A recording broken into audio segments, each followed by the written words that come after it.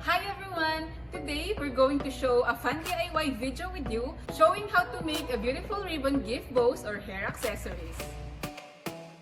Prepare 6 pieces of cut satin ribbon. Braid them as shown in the video. Attach the ends of the ribbon as shown in the video.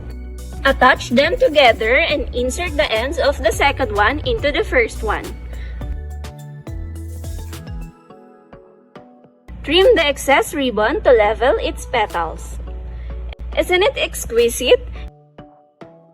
For those who love this DIY video, give it a try. With this video, you can easily make your own ribbon bow and enjoy the beauty of crafting.